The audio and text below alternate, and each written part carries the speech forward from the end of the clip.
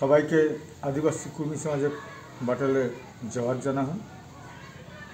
আজ বাউরি, কাল মকর, পরশু দিন থেকে আমরা আখান দিন হলে আমরা কুর্মী কুরমালি শুধু নেই আদিবাসীরা বছর শুরুয়াত।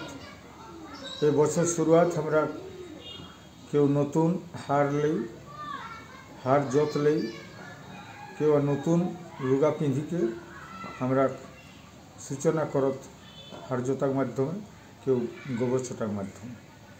তো সবাইকে আবেদন জানাবো এই কুরমালি বা আদিবাসী সংস্কৃতির যে বছর শুরুয়াত, এই বছর শুরুয়াতে সবাইকে আমি আবেদন জানাবো আগামী দিন থেকেই, বছর শুরুয়াতের দিন থেকে প্রত্যেক গ্রামে ঝান্ডা গাড়ার মাধ্যমে তোরা আমার বছরকে স্বাগত জানাবা এবং কুরমালি সংস্কৃতি, ভাষা, ধর্মকে প্রতিষ্ঠা করে যে শপথ সেটা নেবে।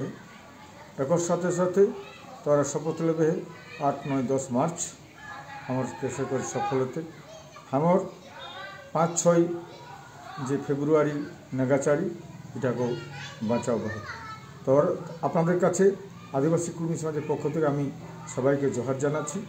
আগামী আজকে হচ্ছে বাউরি, কালকে মকর, পরশু দিন হচ্ছে আখান।